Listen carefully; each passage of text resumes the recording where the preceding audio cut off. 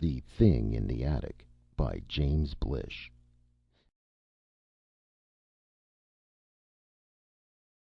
Honath and his fellow arch-doubters did not believe in the giants, and for this they were cast into hell. And when survival depended upon unwavering faith in their beliefs, they saw that there were giants after all. It is written that after the giants came to Tellura from the far stars, they abode a while and looked upon the surface of the land, and found it wanting and of evil omen. Therefore did they make men to live always in the air, and in the sunlight, and in the light of the stars, that he would be reminded of them. And the giants abode yet a while, and taught men to speak, and to write, and to weave, and to do many things which are needful to do, of which the writings speak. And thereafter they departed to the far stars, saying, Take this world as your own, and though we shall return, fear not, for it is yours. The Book of Laws. Honath, the pursemaker, was hauled from the nets an hour before the rest of the prisoners, as befitted his role as the arch-doubter of them all. It was not yet dawn, but his captors led him in great bounds through the endless, musky-perfumed orchid gardens, small, dark shapes with crooked legs, hunched shoulders, slim, hairless tails carried like his in concentric spirals wound clockwise. Behind them sprang Honath on the end of a long tether, timing his leaps by theirs, since any slip would hang him summarily. He would, of course, be on his way to the surface, some 250 feet below the orchid gardens, shortly after dawn in any event. But not even the arch-doubter of them all wanted to begin the trip, not even at the merciful snap-spine end of a tether, a moment before the law said go. The looping, interwoven network of vines beneath them, each cable as thick through as a man's body, bellied out and down sharply as the leapers reached the edge of the fern-tree forest which surrounded the copse of fan palms. The whole party stopped before beginning the descent, and looked eastward across the dim bowl. The stars were paling more and more rapidly. Only the bright constellation of the Parrot could still be picked out without doubt. "A fine day," one of the guards said conversationally. "Better to go below on a sunny day than in the rain, pursemaker." Honath shuddered and said nothing. Of course it was always raining down below in hell, that much could be seen by a child. Even on sunny days the endless pinpoint rain of transpiration from the 100 million leaves of the eternal trees hazed the forest air and soaked the black bog forever. He looked around in the brightening, misty morning. The eastern horizon was black against the limb of the great red sun, which had already risen about a third of its diameter. It was almost time for the small, blue-white, furiously hot consort to follow. All the way to that brink, as to every other horizon, the woven ocean of the tree-tops flowed gently in long, unbreaking waves, featureless as some smooth oil.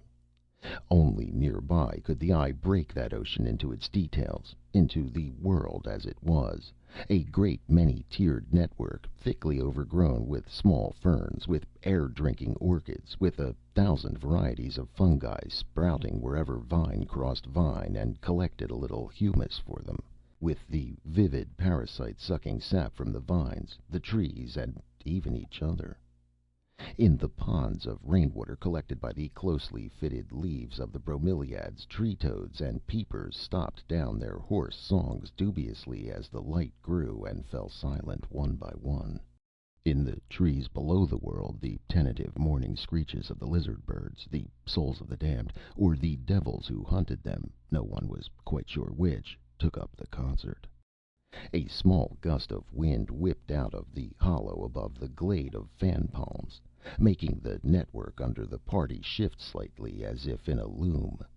Honath gave with it easily, automatically, but one of the smaller vines toward which he had moved one furless hand hissed at him and went pouring away into the darkness beneath. A chlorophyll green snake, came up out of the dripping aerial pathways in which it hunted in ancestral gloom to greet the suns and dry its scales in the quiet morning.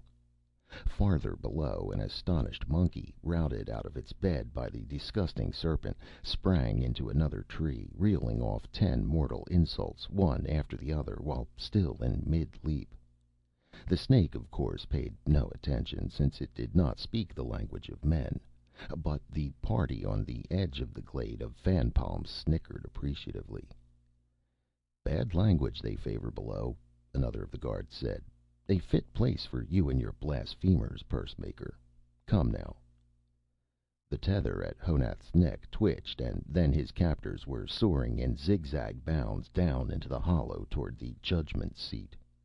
He followed, since he had no choice, the tether threatening constantly to foul his arms, legs, or tail, and worse, far worse, making his every mortifying movement ungraceful. Above, the parrot's starry plumes flickered and faded into the general blue. Toward the center of the saucer, above the ground, the stitched leaf and leather houses clustered thickly, bound to the vines themselves or hanging from an occasional branch too high or too slender to bear the vines. Many of these purses Honath knew well, not only as visitor but as artisan. The finest of them, the inverted flowers which opened automatically as the morning dew bathed them, yet could be closed tightly and safely around their occupants at dusk by a single drawstring, were his own design as well as his own handiwork. They had been widely admired and imitated. The reputation that they had given him, too, had helped to bring him to the end of the snap-wire tether. They had given weight to his words, among others, weight enough to make him at last the arch-doubter, the man who leads the young into blasphemy, the man who questions the book of laws. And they had probably helped to win him his passage on the elevator to hell. The purses were already opening as the party swung among them. Here and there sleepy faces blinked out from amid exfoliating sections, crisscrossed by relaxing lengths of dew-soaked rawhide. Some of the awakening householders recognized Honath, of that he was sure, but none came out to follow the party, though the villagers should be beginning to drop from the hearts of their stitched flowers like ripe seed pods by this hour of any normal day. A judgment was at hand, and they knew it. And even those who had slept the night in one of Honath's finest houses would not speak for him now. Everyone knew, after all, that Honath did not believe in the giants. Honath could see the judgment seat itself now, a slung chair of woven cane crowned along the back with a row of gigantic mottled orchids. These had supposedly been transplanted there when the chair was made, but no one could remember how old they were, since there were no seasons. There was no particular reason why they should not have been there forever. The seat itself was at the back of the arena and high above it, but in the gathering light Honath could make out the white furred face of the tribal spokesman, like a lone silver and black pansy among the huge vivid blooms. At the center of the arena proper was the elevator itself. Honath had seen it often enough, and had himself witnessed judgments where it was called into use, but he could still hardly believe that he was almost surely to be its next passenger. It consisted of nothing more than a large basket, deep enough so that one would have to leap out of it, and rimmed with thorns to prevent one from leaping back in. 3 hempen ropes were tied to its rim, and were then cunningly interwound on a single drum windlass of wood, which could be turned by 2 men even when the basket was loaded. The procedure was equally simple. The condemned man was forced into the basket, and the basket was lowered out of sight until the slackening of the ropes indicated that it had touched the surface. The victim climbed out, and if he did not, the basket remained below until he starved, or until hell otherwise took care of its own, and the windlass was rewound. The sentences were for varying periods of time according to the severity of the crime, but in practical terms this formality was empty. Although the basket was dutifully lowered when the sentence had expired, no one had ever been known to get back into it. Of course, In a world without seasons or moons, and hence without any but an arbitrary year, long periods of time are not easy to count accurately. The basket could arrive 30 or 40 days to one side or the other of the proper date. But this was only a technicality, however, for if keeping time was difficult in the attic world, it was probably impossible in hell. Honath's guards tied the free end of his tether to a branch and settled down around him. One abstractedly passed a pine cone to him, and he tried to occupy his mind with the business of picking the juicy seeds from it, but somehow they had no flavor. More captives were being brought in now, while the spokesman watched with glittering black eyes from his high perch. There was Matilda the forager, shivering as if with ague, the fur down her left side glistening and spiky as though she had inadvertently overturned a tank plant on herself. After her was brought Alaskon the navigator, a middle-aged man only a few years younger than Honath himself. He was tied up next to Honath, where he settled down at once, chewing at a joint of cane with apparent indifference. Thus far the gathering had proceeded without more than a few words being spoken, but that ended when the guards tried to bring Seth the needlesmith from the nets. He could be heard at once over the entire distance to the glade, alternately chattering and shrieking in a mixture of tones that might mean either fear or fury. Everyone in the glade but Alaskon turned to look, and heads emerged from purses like new butterflies from cocoons. A moment later Seth's guards came over the lip of the glade in a tangled group, now shouting themselves. Somewhere in the middle of the knot Seth's voice became still louder. Obviously he was clinging with all 5 members to any vine or frond he could grasp, and was no sooner pried loose from one than he would leap by main force backwards, if possible, to another. Nevertheless, he was being brought inexorably down into the arena, 2 feet forward, 1 foot back, 3 feet forward. Honath's guards resumed picking their pine cones. During the disturbance, Honath realized Charl the Reader had been brought in quietly from the same side of the glade. He now sat opposite Alaskon, looking apathetically down at the vine web, his shoulders hunched forward. He exuded despair. Even to look at him made Honath feel a renewed shudder. From the high seat the spokesman said, "Honath the pursemaker, Alaskon the navigator, Charl the Reader, Seth the needlesmith, Matilda the forager, you are called to answer to justice." "Justice!" Seth shouted, springing free of his captors with a tremendous bound and bringing up with a jerk on the end of his tether. "This is no justice! I have nothing to do with—" The guards caught up with him and clamped brown hands firmly over his mouth.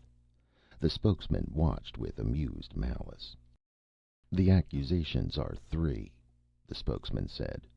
"The first, the telling of lies to children. Second, the casting into doubt of the divine order among men. Third, the denial of the Book of Laws. Each of you may speak in order of age. Honath, the pursemaker, your plea may be heard." Honath stood up, trembling a little, but feeling a surprisingly renewed surge of his old independence. "Your charges," he said, "all rest upon the denial of the Book of Laws. I have taught nothing else that is contrary to what we all believe, and called nothing else into doubt, and I deny the charge." The spokesman looked down at him with disbelief. "Many men and women have said that you do not believe in the giants, pursemaker," he said. "You will not win mercy by piling up more lies." "I deny the charge," Honath insisted. "I believe in the Book of Laws as a whole, and I believe in the giants. I have taught only that the giants were not real in the sense that we are real. I have taught that they were intended as symbols of some higher reality, and were not meant to be taken as literal persons." "What higher reality is this?" the spokesman demanded. "Describe it." "You ask me to do something the writers of the Book of Laws themselves couldn't do," Honath said hotly. "If they had to embody the reality in symbols rather than writing it down directly, how could a mere pursemaker do better?" "This doctrine is wind," the spokesman said. and it is plainly intended to undercut authority and the order established by the book. Tell me, pursemaker, if men need not fear the giants, why should they fear the law? Because they are men, and it is to their interest to fear the law. They aren't children who need some physical giant sitting over them with a whip to make them behave. Furthermore, spokesman, this archaic belief itself undermines us. As long as we believe that there are real giants and that some day they'll return and resume teaching us, so long we fail to seek answers to our questions for ourselves. Half of what we know was given to us in the book, and the other half is supposed to drop to us from the skies if we wait long enough. In the meantime, we vegetate. If a part of the book be untrue, there can be nothing to prevent that it is all untrue, the spokesman said heavily. And we will lose even what you call the half of our knowledge, which is actually the whole of it, to those who see with clear eyes. Suddenly Honath lost his temper. "Lose it, then!" he shouted. "Let us unlearn everything we know only by rote. Go back to the beginning, learn all over again, and continue to learn from our own experience. Spokesman, you are an old man, but there are still some of us who haven't forgotten what curiosity means." "Quiet!" the spokesman said. "We have heard enough. We call on Alaskon, the navigator." "Much of the book is clearly untrue," Alaskon said flatly, rising. "As a handbook of small trades, it has served us well. As a guide to how the universe is made, it is nonsense, in my opinion. Honath is too kind to it. I've made no secret of what I think, and I still think it." "And will pay for it," the spokesman said, blinking slowly down at Alaskon. "Charl, the reader." "Nothing," Charl said, without standing or even looking up. "You do not deny the charges?" "I've nothing to say," Charl said, but then abruptly his head jerked up and he glared with desperate eyes at the spokesman. "I can read, spokesman. I have seen words in the book of laws that contradict each other. I've pointed them out. They're facts. They exist on the pages. I've taught nothing, told no lies, preached no unbelief. I've pointed to the facts. That's all. Seth, the needlesmith, you may speak now." The guards took their hands gratefully off Seth's mouth. They had been bitten several times in the process of keeping him quiet up to now. Seth resumed shouting at once. "I'm no part of this group. I'm the victim of gossip, envious neighbors, smiths jealous of my skill and my custom. No man can say worse of me than that I sold needles to this pursemaker, sold them in good faith. The charges against me are lies, all lies." Honath jumped to his feet in fury and then sat down again, choking back the answering shout almost without tasting its bitterness. What did it matter? Why should he bear witness against the young man? It would not help the others, and if Seth wanted to lie his way out of hell, he might as well be given the chance. The spokesman was looking down at Seth with the identical expression of outraged disbelief which he had first bent upon Honath. "Who was it cut these blasphemies into the hardwood tree by the house of Hosi, the lawgiver?" he demanded. "Sharp needles were at work there, and there are witnesses to say that your hands held them." "More lies!" "Needles found in your house fit the furrows, Seth." "They were not mine, or they were stolen. I demand to be freed." "You will be freed," the spokesman said coldly. There was no possible doubt as to what he meant. Seth began to weep and to shout at the same time. Hands closed over his mouth again. "Matilda the Forger, your plea may be heard." The young woman stood up hesitantly. Her fur was nearly dry now, but she was still shivering. "Spokesman," she said, "I saw the things which Charl the Reader showed me. I doubted, but what Honath said restored my belief. I see no harm in his teachings. They remove doubt instead of fostering it as you say they do. I see no evil in them, and I don't understand why this is a crime." Honath looked over to her with new admiration. The spokesman sighed heavily. "I am sorry for you," he said, "but as spokesman we cannot allow ignorance of the law as a plea. We will be merciful to you all. However, renounce your heresy, affirm your belief in the book as it is written from bark to bark, and you shall be no more than cast out of the tribe." "I renounce it!" Seth cried. "I never shared it. It's all blasphemy, and every word is a lie. I believe in the book, all of it." "You, Needlesmith," the spokesman said, "have lied before this judgment and are probably lying now. You are not included in the dispensation." "Snake-spotted caterpillar, may your—" "Pursemaker, what is your answer?" "It is no," Honath said stonily. "I've spoken the truth. The truth can't be unsaid." The spokesman looked down at the rest of them.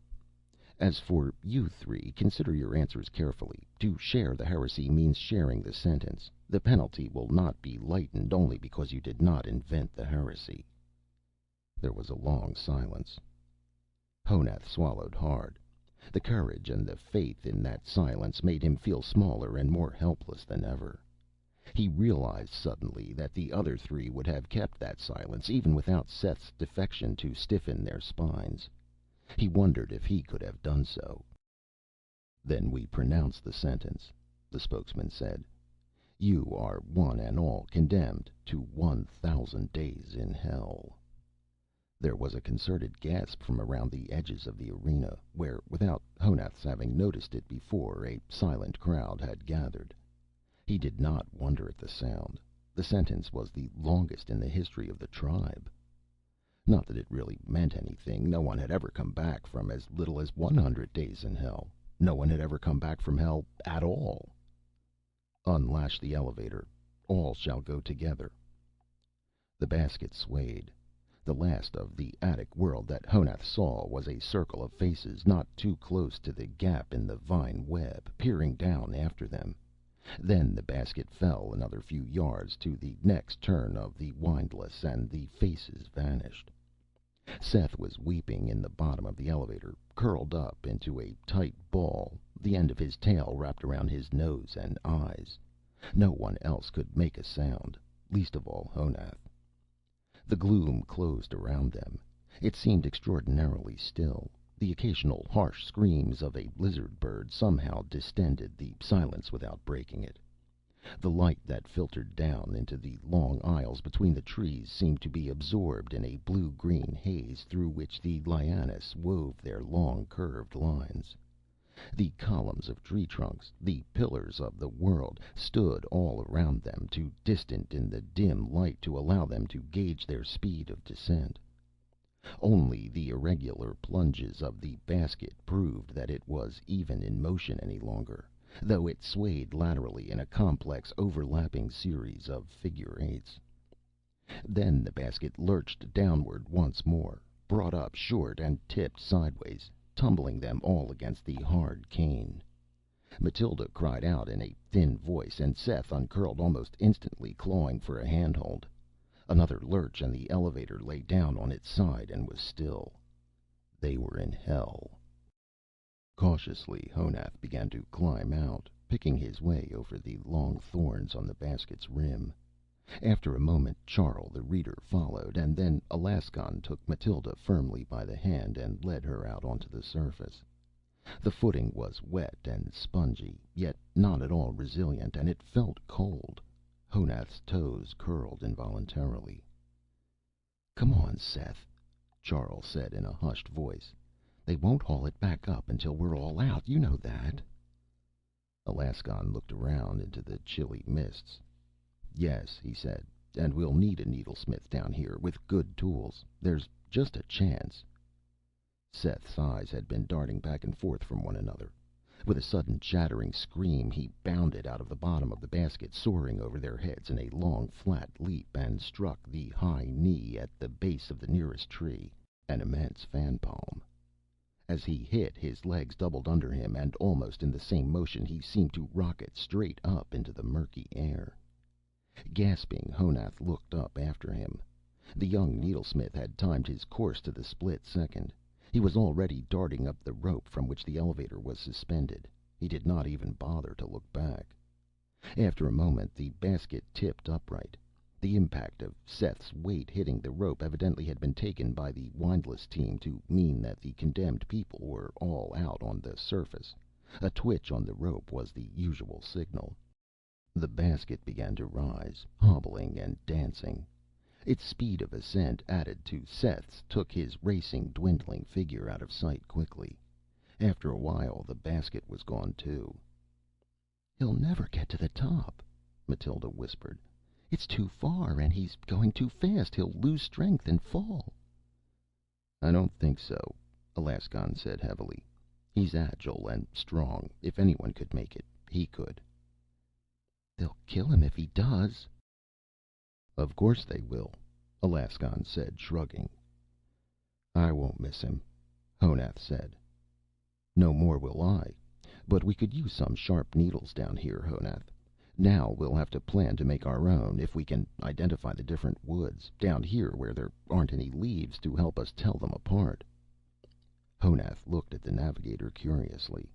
Seth's bolt for the sky had distracted him from the realization that the basket, too, was gone. But now that the desolate fact hit home, "You actually plan to stay alive in hell, don't you, Alaskon?" "Certainly," Alaskon said calmly. "This is no more hell than up there is heaven.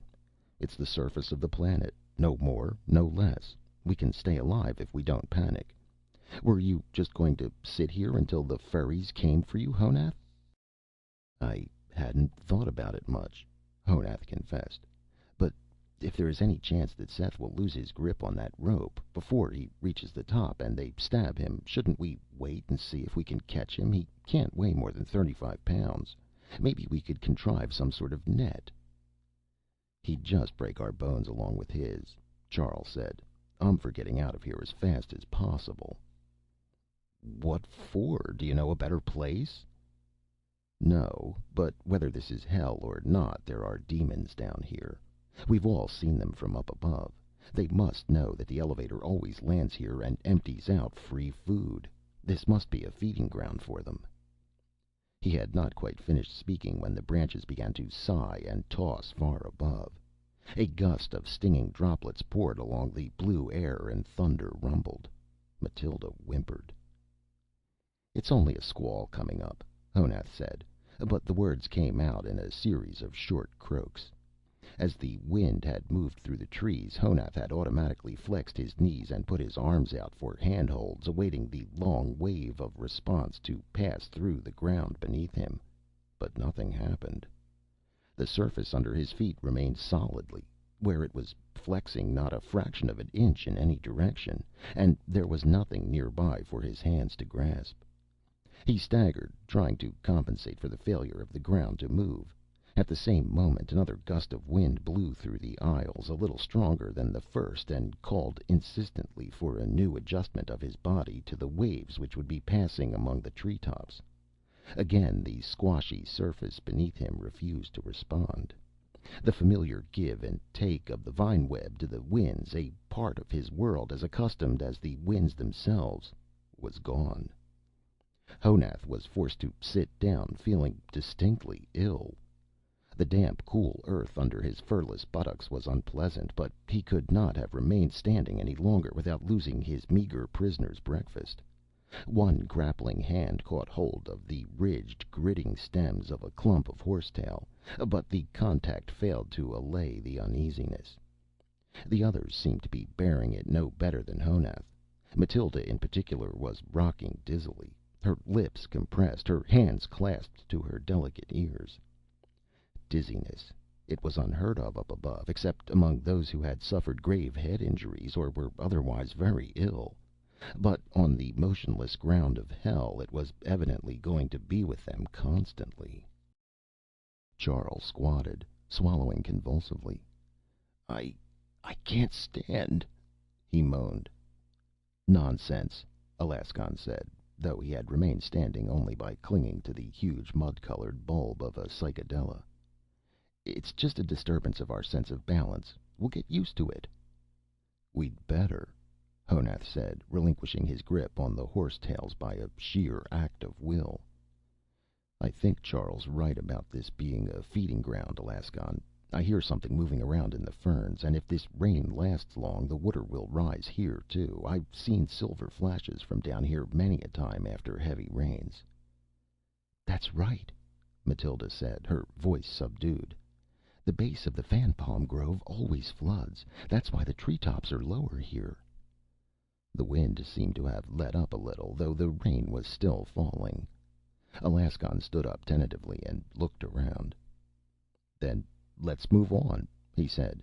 "If we try to keep under cover until we get to higher ground." A faint crackling sound high above his head interrupted him. It got louder.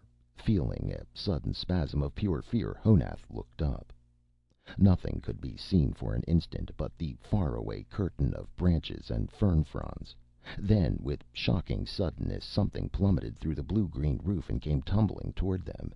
It was a man, twisting and tumbling through the air with grotesque slowness, like a child turning in its sleep. They scattered. The body hit the ground with a sodden thump, but there were sharp overtones to the sound, like the bursting of a gourd. For a moment nobody moved. Then Honath crept forward. It had been Seth, as Honath had realized the moment the figurine had burst through the branches far above. But it had not been the fall that had killed him. He had been run through by at least a dozen needles, some of them, beyond doubt, tools from his own shop, their points edged hair-fine by his own precious strops of leatherwood bark. There would be no reprieve from above. The sentence was 1,000 days.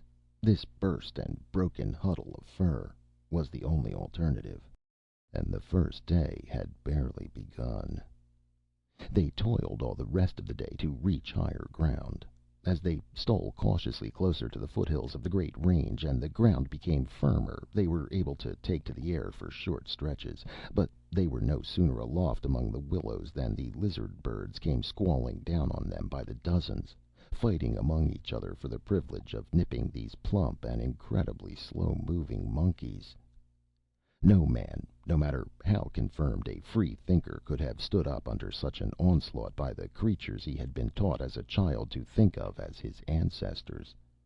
The first time it happened, every member of the party dropped like a pine cone to the sandy ground and lay paralyzed under the nearest cover, until the brindle-feathered, fan-tailed screamers tired of flying in such tight circles and headed for clearer air.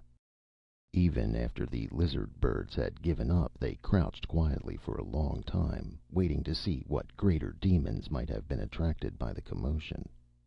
Luckily, on the higher ground there was much more cover from low-growing shrubs and trees: palmetto, sassafras, several kinds of laurel, magnolia, and a great many sedges. Up here, too, the endless jungle began to break around the bases of the great pink cliffs.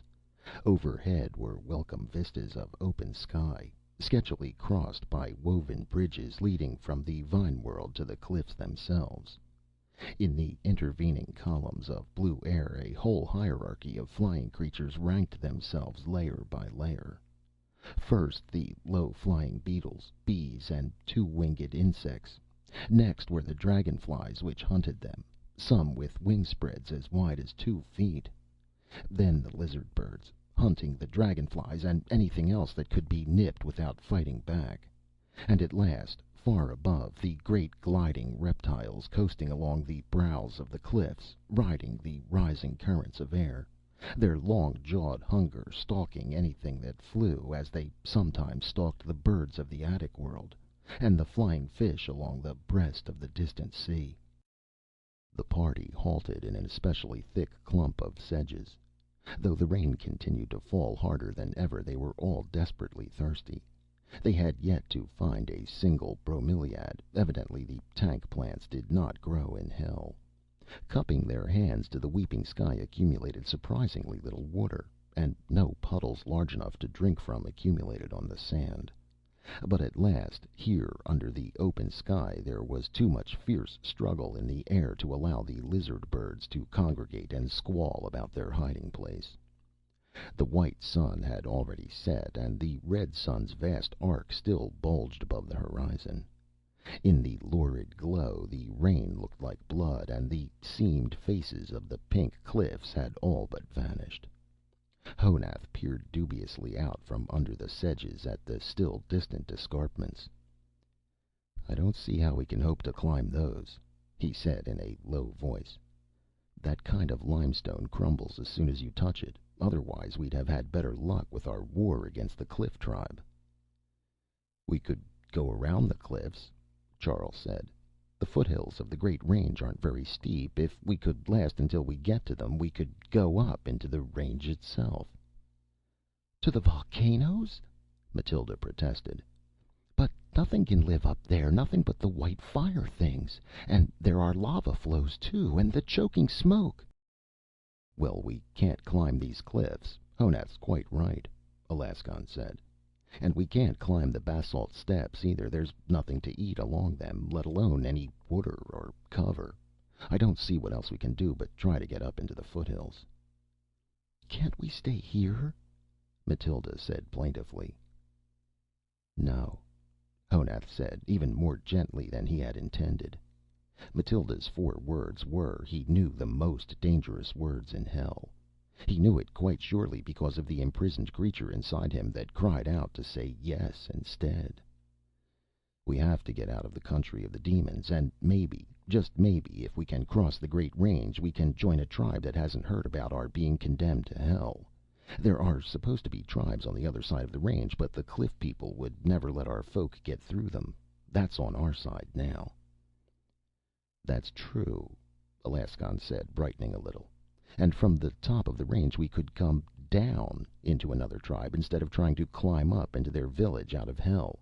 Honath, I think it might work." "Then we'd better try to sleep right here and now," Charl said. "It seems safe enough. If we're going to skirt the cliffs and climb those foothills, we'll need all the strength we've got left." Honath was about to protest, but he was suddenly too tired to care. Why not sleep it over? And if in the night they were found and taken, well, that would at least put an end to the struggle. It was a cheerless and bone-damp bed to sleep in, but there was no alternative. They curled up as best they could. Just before he was about to drop off at last, Honath heard Matilda whimpering to herself, and on impulse crawled over to her and began to smooth down her fur with his tongue. To his astonishment, each separate silky hair was loaded with dew. Long before the girl had curled herself more tightly and her complaints had dwindled into sleepy murmurs, Honath's thirst was assuaged. He reminded himself to mention the method in the morning. But when the white sun finally came up, there was no time to think of thirst. Charl, the reader, was gone. Something had plucked him from their huddled midst as neatly as a fallen breadfruit, and had dropped his cleaned ivory skull just as negligently some 200 feet farther on up the slope which led toward the pink cliffs. Late that afternoon, the 3 found the blue turbulent stream flowing out of the foothills of the Great Range. Not even Alaskon knew quite what to make of it. It looked like water, but it flowed like the rivers of lava that crept downward from the volcanoes. Whatever else it could be, obviously it wasn't water. Water stood, it never flowed. It was possible to imagine a still body of water as big as this, but only in a moment of fancy, an exaggeration derived from the known bodies of water in the tank plants. But this much water in motion? It suggested pythons. It was probably poisonous. It did not occur to any of them to drink from it. They were afraid even to touch it, let alone cross it, for it was almost surely as hot as the other kinds of lava rivers. They followed its course cautiously into the foothills, their throats as dry and gritty as the hollow stems of horsetails. Except for the thirst, which was in an inverted sense their friend, insofar as it overrode the hunger, the climbing was not difficult. It was only circuitous because of the need to stay under cover, to reconnoiter every few yards, to choose the most sheltered course rather than the most direct. By an unspoken consent, none of the 3 mentioned Charl, but their eyes were constantly darting from side to side, searching for a glimpse of the thing that had taken him.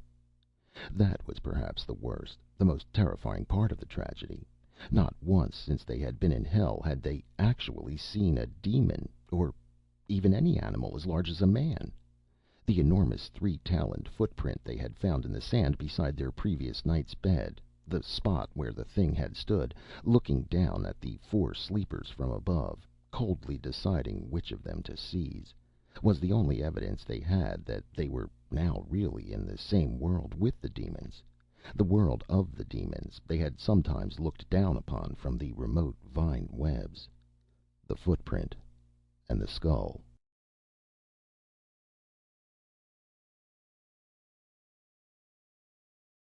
By nightfall they had ascended perhaps 150 feet.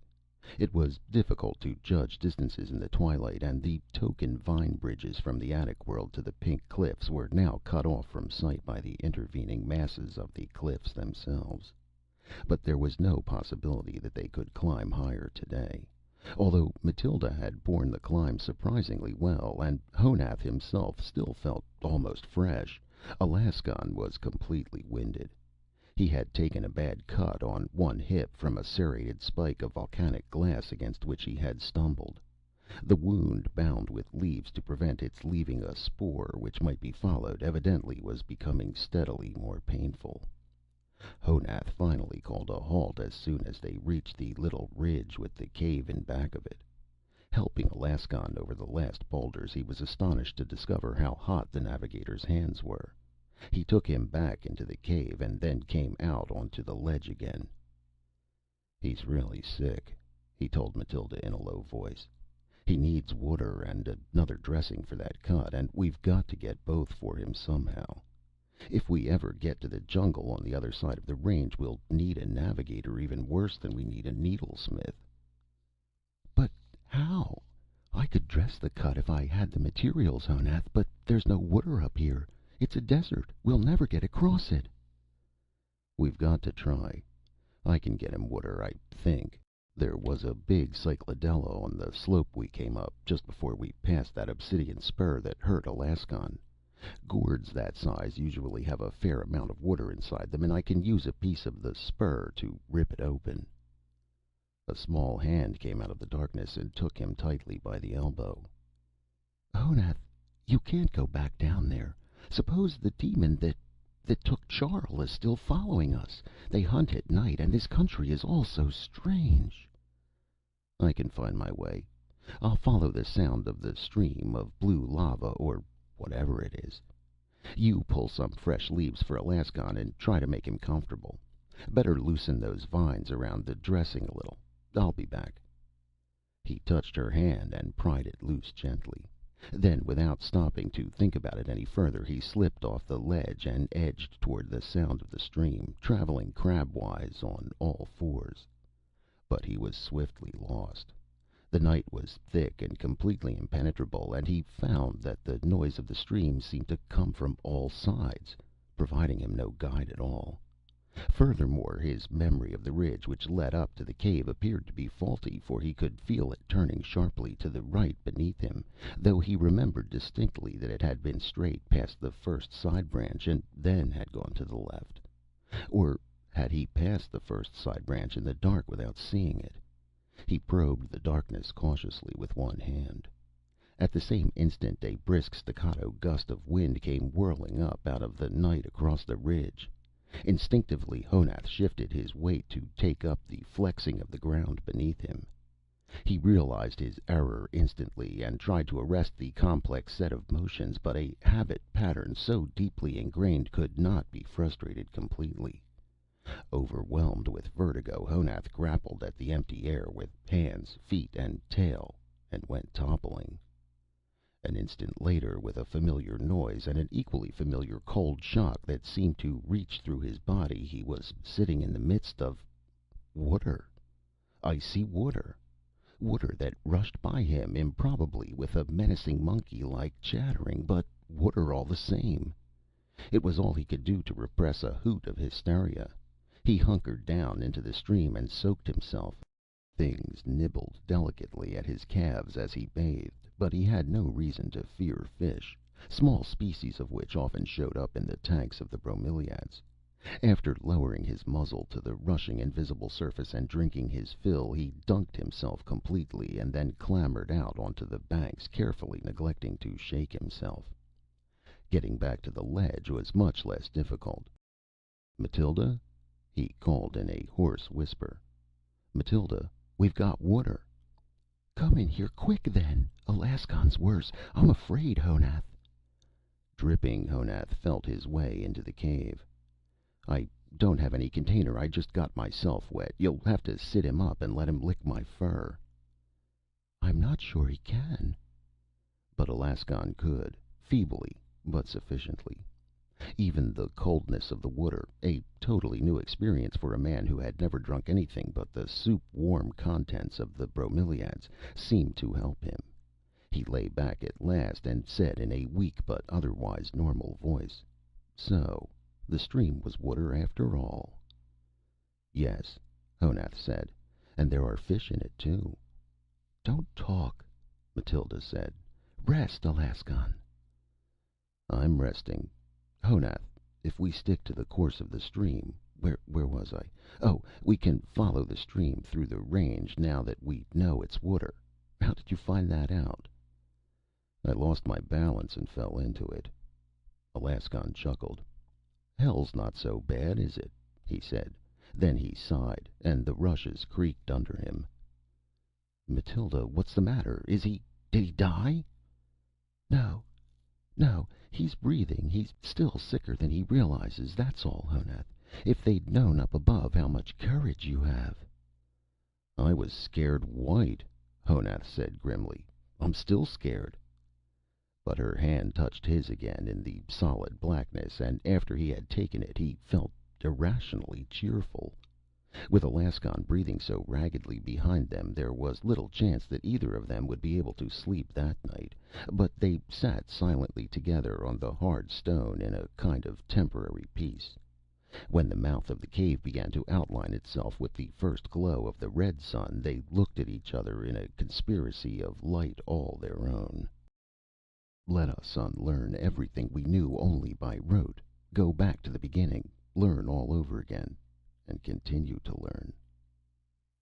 With the first light of the white sun, a half-grown megatherium cub rose slowly from its crouch at the mouth of the cave and stretched luxuriously, showing a full set of saber-like teeth.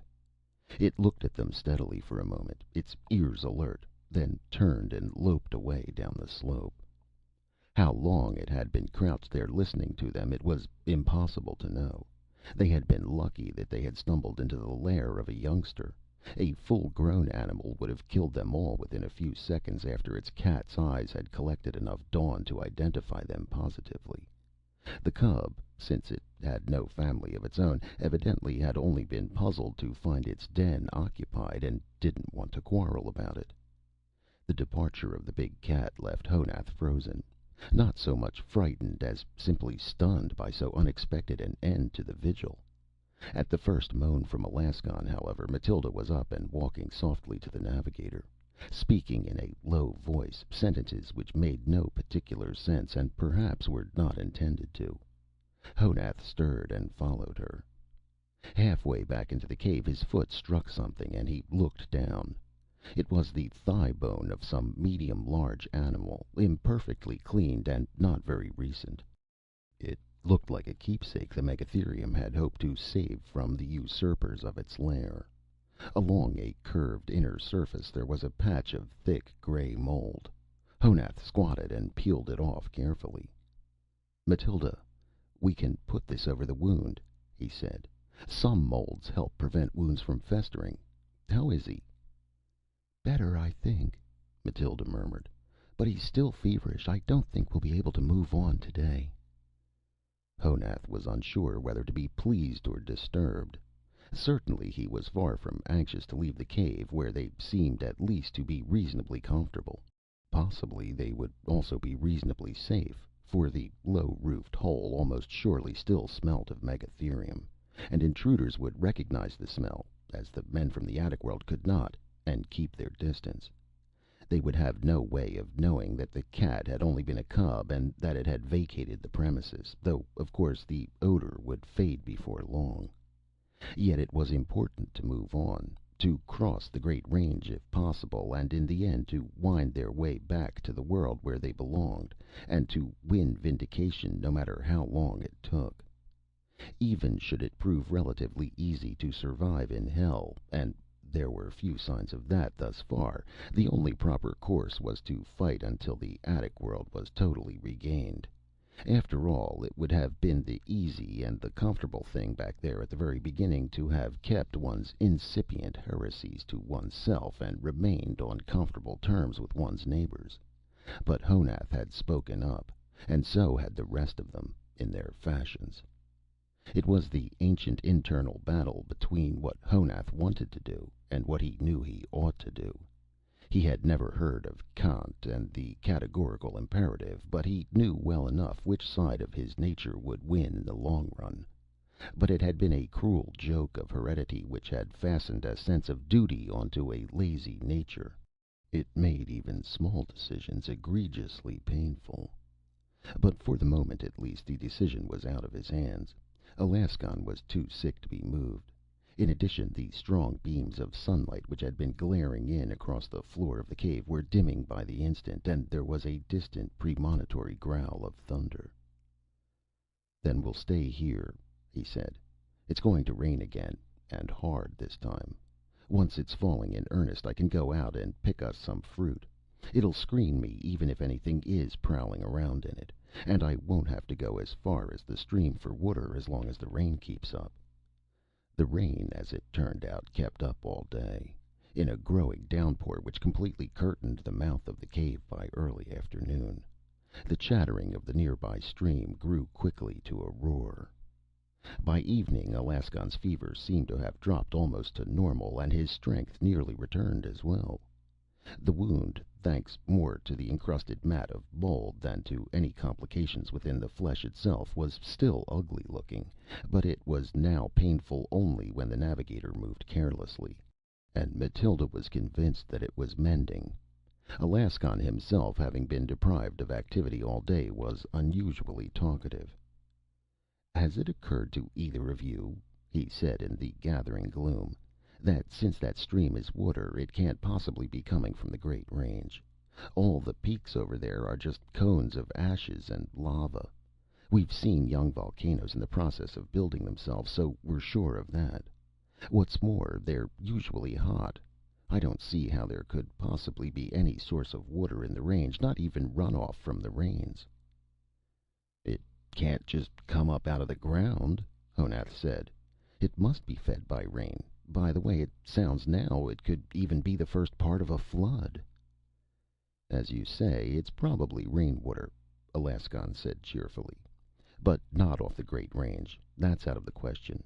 Most likely it collects on the cliffs." "I hope you're wrong," Honath said. "The cliffs may be a little easier to climb from this side, but there's still the cliff tribe to think about." Maybe. But the cliffs are big. The tribes on this side may never have heard of the war with our treetop folk. No, Honath, I think that's our only course." "If it is," Honath said grimly, "we're going to wish more than ever that we had some stout, sharp needles among us." Alaskon's judgment was quickly borne out. The three left the cave at dawn the next morning, Alaskon moving somewhat stiffly, but not otherwise noticeably incommoded, and resumed following the stream bed upwards, a stream now swollen by the rains to a roaring rapids.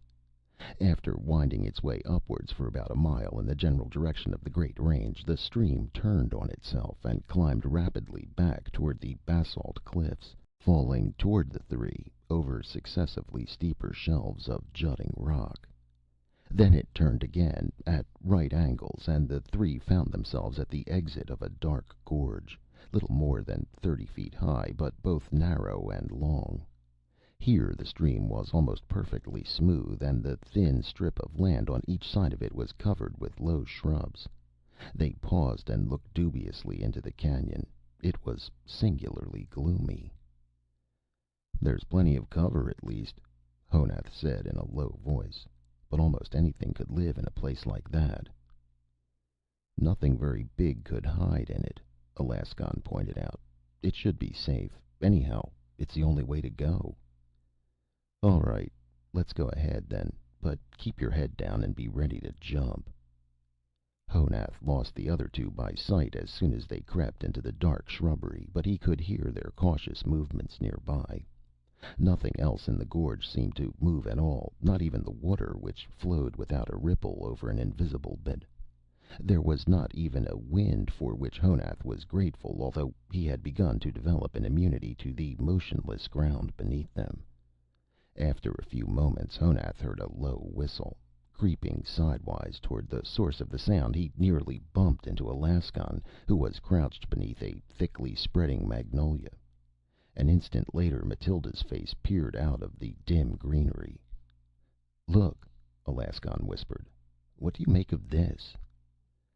This was a hollow in the sandy soil, about 4 feet across and rimmed with a low parapet of earth, evidently the same earth that had been scooped out of its center.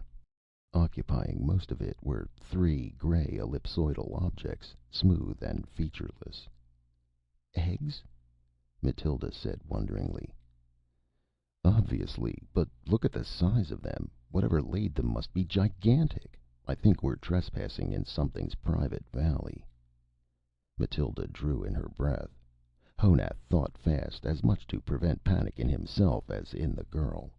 A sharp-edged stone lying nearby provided the answer. He seized it and struck. The outer surface of the egg was leathery rather than brittle. It tore raggedly. Deliberately, Honath bent and put his mouth to the oozing surface. It was excellent. The flavor was decidedly stronger than that of birds' eggs, but he was far too hungry to be squeamish. After a moment's amazement, Alaskon and Matilda attacked the other two ovoids with a will. It was the first really satisfying meal they had had in hell. When they finally moved away from the devastated nest, Honath felt better than he had since the day he was arrested. As they moved on down the gorge, they began again to hear the roar of water, though the stream looked as placid as ever. Here, too, they saw the first sign of active life in the valley, a flight of giant dragonflies skimming over the water. The insects took fright as soon as Honath showed himself, but quickly came back, their nearly non-existent brains already convinced that there had always been men in the valley. The roar got louder, very rapidly. When the three rounded the long, gentle turn which had cut off their view from the exit, the source of the roar came into view. It was a sheet of falling water as tall as the depth of the gorge itself, which came arching out from between two pillars of basalt and fell to a roiling, frothing pool. "This is as far as we go," Alaskon said, shouting to make himself heard over the tumult. "We'll never be able to get up these walls." Stunned, Honath looked from side to side. What Alaskon had said was all too obviously true. The gorge evidently had begun life as a layer of soft, partly soluble stone in the cliffs, tilted upright by some volcanic upheaval, and then worn completely away by the rushing stream. Both cliff faces were of the harder rock, and were sheer and as smooth as if they had been polished by hand. Here and there a network of tough vines had begun to climb them, but nowhere did such a network even come close to reaching the top. Honath turned and looked once more at the great arc of water and spray. If there were only some way to prevent their being forced to retrace their steps! Abruptly, over the riot of the falls, there was a piercing, hissing shriek. Echoes picked it up and sounded it again and again, all the way up the battlements of the cliffs. Honath sprang straight up in the air and came down trembling, facing away from the pool. At first he could see nothing. Then, down at the open end of the turn, there was a huge flurry of motion. A second later, a two-legged blue-green reptile, half as tall as the gorge itself, came around the turn in a single bound and lunged violently into the far wall of the valley. It stopped as if momentarily stunned, and the great grinning head turned toward them, a face of sinister and furious idiocy. The shriek set the air to boiling again. Balancing itself with its heavy tail, the beast lowered its head and looked redly toward the falls. The owner of the robbed nest had come home. They had met a demon of hell at last. Honath's mind at that instant went as white and blank as the underbark of a poplar. He acted without thinking, without even knowing what he did. When thought began to creep back into his head again, the three of them were standing shivering in semi-darkness, watching the blurred shadow of the demon lurching back and forth upon the screen of shining water. It had been nothing but luck, not foreplanning, to find that there was a considerable space between the back of the falls proper and the blind wall of the canyon. It had been luck, too, which had forced Honath to skirt the pool in order to reach the falls at all, and thus had taken them all behind the silver curtain at the point where the weight of the falling water was too low to hammer them down for good. And it had been the blindest stroke of all that the demon had charged after them directly into the pool, where the deep boiling water had slowed its thrashing hind legs enough to halt it before it went under the falls, as it had earlier blundered into the hard wall of the gorge. Not an iota of all this had been in Honath's mind before he had discovered it to be true. At the moment that the huge reptile had screamed for the second time, he had simply grasped Matilda's hand and broken for the falls, leaping from low tree to shrub to fern faster than he had ever leapt before. He did not stop to see how well Matilda was keeping up with him, or whether or not Alaskon was following. He only ran. He might have screamed, too. He could not remember. They stood now, all three of them wet through, behind the curtain until the shadow of the demon faded and vanished. Finally Honath felt a hand thumping his shoulder and turned slowly. Speech was impossible here, but Alaskon's pointing finger was eloquent enough. Along the back wall of the falls, where centuries of erosion had failed to wear away completely the original soft limestone, there was a sort of serrated chimney open toward the gorge, which looked as though it could be climbed. At the top of the falls the water shot out from between the basalt pillars in a smooth, almost solid-looking tube, arching at least 6 feet before beginning to break into the fan of spray and rainbows which poured down into the gorge. Once the chimney had been climbed, it should be possible to climb out from under the falls without passing through the water again. And after that? Abruptly Honath grinned. He felt weak all through with reaction, and the face of the demon would probably be grinning in his dreams for a long time to come. But at the same time he could not repress a surge of irrational confidence. He gestured upward jauntily, shook himself, and loped forward into the throat of the chimney. Hardly more than an hour later they were all standing on a ledge overlooking the gorge, with the waterfall screaming over the brink next to them, only a few yards away. From here it was evident that the gorge itself was only the bottom of a far greater cleft, a split in the pink and gray cliffs as sharp as though it had been riven in the rock by a bolt of sheet lightning. Beyond the basalt pillars from which the fall issued, however, the stream foamed over a long ladder of rock shelves which seemed to lead straight up into the sky. "That way?" Matilda said. "Yes, and as fast as possible," Alaskon said, shading his eyes. "It must be late. I don't think the light will last much longer." "We'll have to go single file," Honath added. "And we'd better keep hold of each other's hands. One slip on those wet steps, and it's a long way down again." Matilda shuddered and took Honath's hand convulsively. To his astonishment, the next instant she was tugging him toward the basalt pillars. The irregular patch of deepening violet sky grew slowly as they climbed. They paused often, clinging to the jagged escarpments until their breath came back, and snatching icy water in cupped palms from the stream that fell down the ladder beside them. There was no way to tell how far up into the dusk the way had taken them, but Honath suspected that they were already somewhat above the level of their own vine-web world.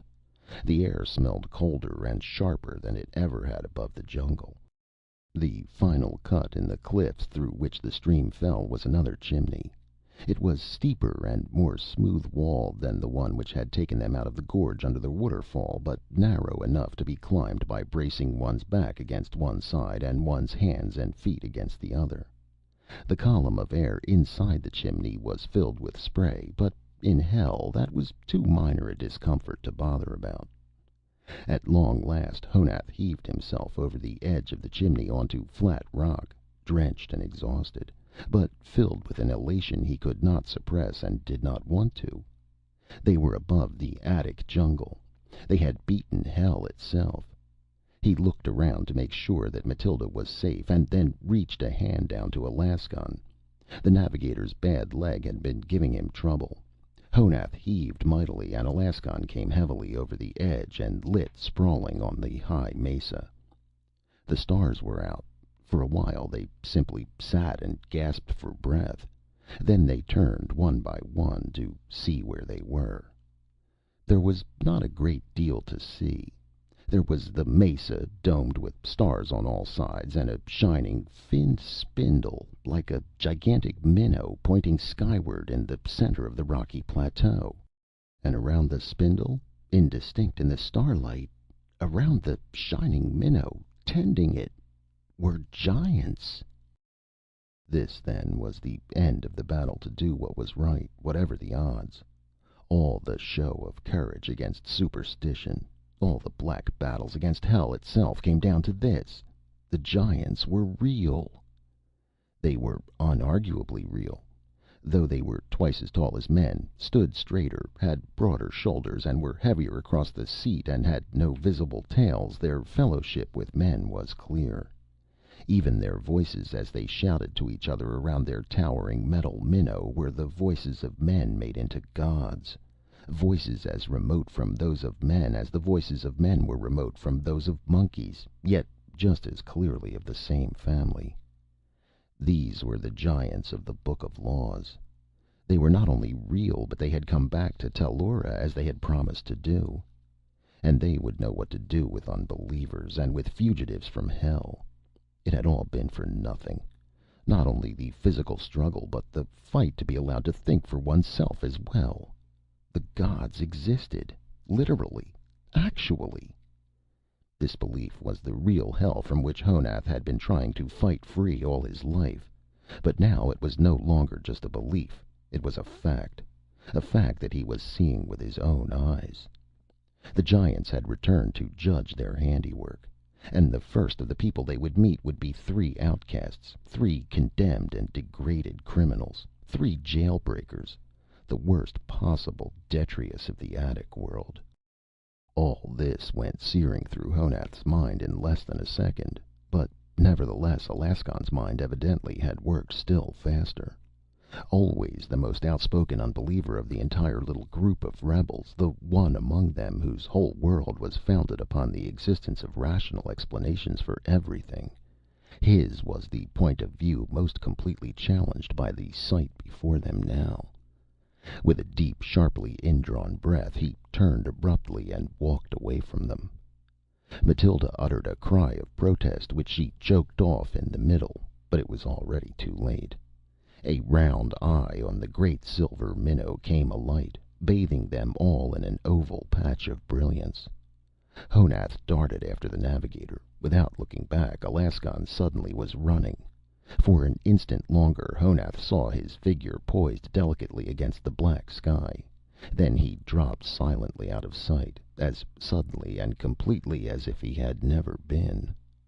Alaskon had borne every hardship and every terror of the ascent from hell with courage and even with cheerfulness, but he had been unable to face being told that it had all been meaningless. Sick at heart, Honath turned back, shielding his eyes from the miraculous light. There was a clear call in some unknown language from near the spindle. Then there were footsteps, several pairs of them, coming closer. It was time for the second judgment. After a long moment, a big voice from the darkness said, "Don't be afraid. We mean you no harm. We're men, just as you are." The language had the archaic flavor of the Book of Laws, but it was otherwise perfectly understandable. A second voice said, "What are you called?" Honath's tongue seemed to be stuck to the roof of his mouth. While he was struggling with it, Mathilda's voice came clearly from beside him. "He is Honath the Pursemaker, and I am Mathilda the Forager." "You are a long distance from the place we left your people," the first giant said. Don't you still live in the vine webs above the jungles? Lord, my name is Jarl 11. This man is Gerhard Adler. This seemed to stop Matilda completely. Honath could understand why. The very notion of addressing giants by name was nearly paralyzing. But since they were already as good as cast down into hell again, nothing could be lost by it. Jarl 11, he said. The people still live among the vines. The floor of the jungle is forbidden. Only criminals are sent there. We are criminals. Oh? Jarl 11 said. And you've come all the way from the surface to this mesa? Gerhardt, this is prodigious. You have no idea what the surface of this planet is like. It's a place where evolution has never managed to leave the tooth and nail stage. Dinosaurs from every period of the Mesozoic, primitive mammals all the way up the scale to the ancient cats. The works. That's why the original seeding team put these people in the treetops instead. Honath, what was your crime? Gerhard Adler said. Honath was almost relieved to have the questioning come so quickly to this point. Jarl 11's aside, with its many terms he could not understand, had been frightening in its very meaninglessness. There were 5 of us, Honath said in a low voice. We said that we did not believe in the giants. There was a brief silence. Then, shockingly, both Jarl 11 and Gerhard Adler burst into enormous laughter. Matilda cowered, her hands over her ears. Even Honath flinched and took a step backward. Instantly the laughter stopped, and the giant called Jarl 11 stepped into the oval of light and sat down beside them. In the light it could be seen that his face and hands were hairless. Although there was hair on his crown, the rest of his body was covered by a kind of cloth. Seated, he was no taller than Honath, and did not seem quite so fearsome. I beg your pardon, he said.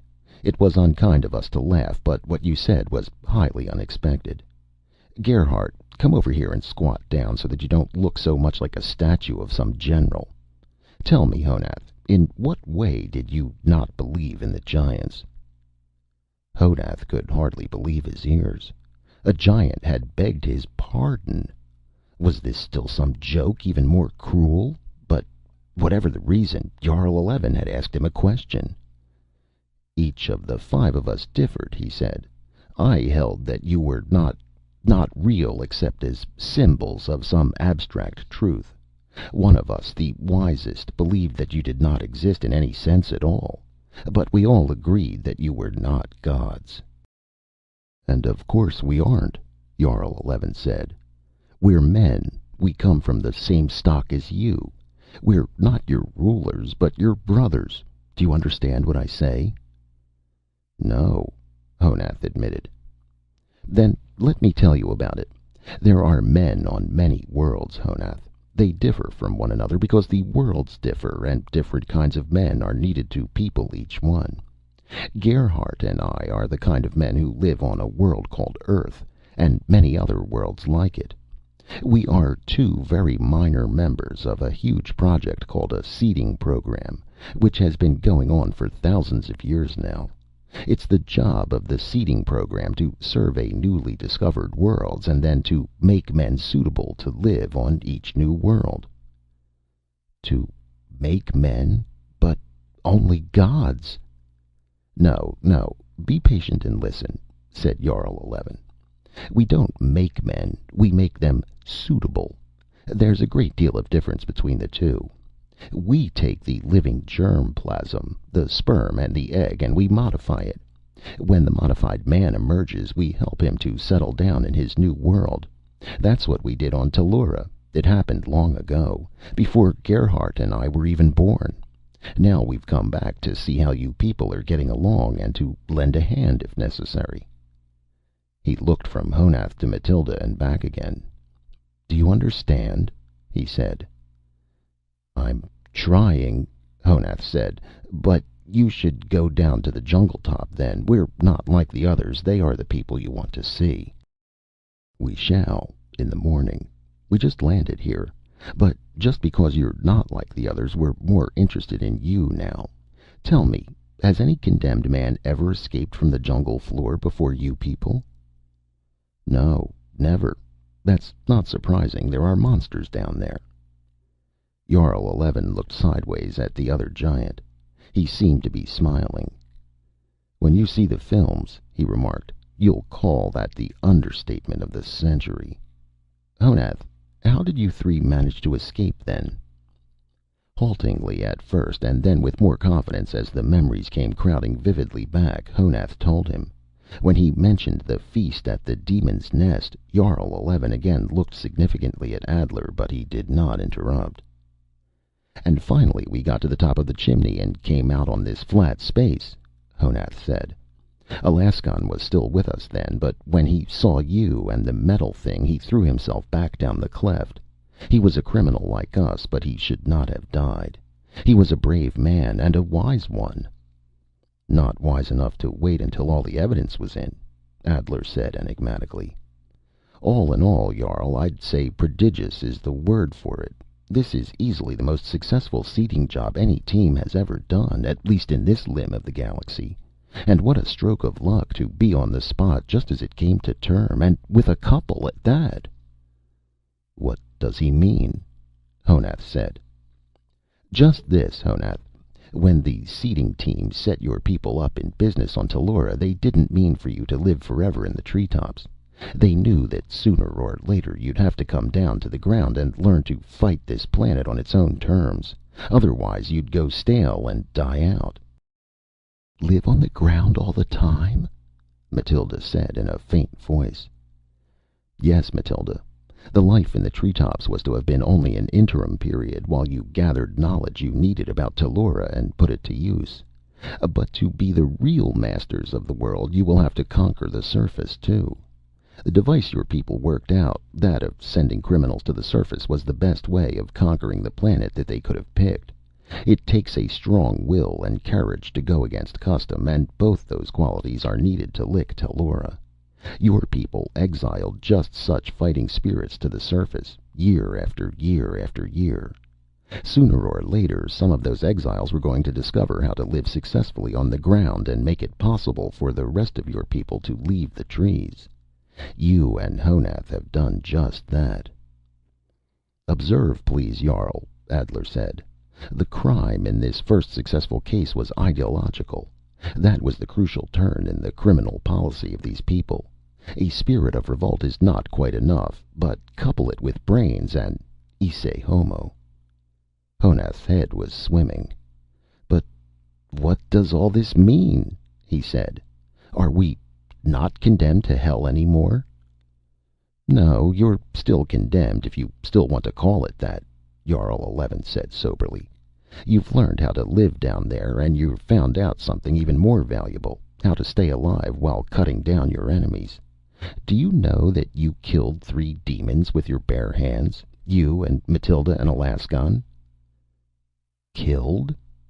"Certainly," Jarl Eleven said. "You ate 3 eggs. That is the classical way, and indeed the only way, to wipe out monsters like the dinosaurs. You can't kill the adults with anything short of an anti-tank gun, but they're helpless in embryo, and the adults haven't the sense to guard their nests." Honath heard, but only distantly. Even his awareness of Matilda's warmth next to him did not seem to help much. "Then we have to go back down there?" he said dully. "And this time forever?" "Yes," Jarl Eleven said, his voice gentle. "But you won't be alone, Honath. Beginning tomorrow, you'll have all your people with you." "All our people? But you're going to drive them out?" "All of them. Oh, we won't prohibit the use of the vine webs, too, but from now on your race will have to fight it out on the surface as well. You and Matilda have proven that it can be done. It's high time the rest of you learned, too." "Jarl, you think too little of these young people themselves," Adler said. "Tell them what is in store for them. They are frightened." Of course. It's obvious. Honath, you and Matilda are the only living individuals of your race who know how to survive down there on the surface. And we're not going to tell your people how to do that. We're not even going to drop them so much as a hint. That part is up to you." Honath's jaw dropped. "It's up to you," Jarl Eleven repeated firmly. "We'll return you to your tribe tomorrow, and we'll tell your people that you two know the rules for successful life on the ground, and that everyone else has to go down and live there too. We'll tell them nothing else but that. What do you think they'll do then?" "I don't know," Honath said dazedly. "Anything could happen. They might even make us spokesman and spokeswoman, except that we're just common criminals." "Uncommon pioneers, Honath. The man and the woman to lead the humanity of Tellura out of the attic into the wide world." Jarl Eleven got to his feet, the great light playing over him. Looking up after him, Honath saw that there were at least a dozen other giants standing just outside the oval of light, listening intently to every word. "But there's a little time to be passed before we begin," Jarl Eleven said. "Perhaps you two would like to look over our ship." Humbly, but with a soundless emotion much like music inside him, Honath took Matilda's hand. Together they walked away from the chimney to hell, following the footsteps of the giants.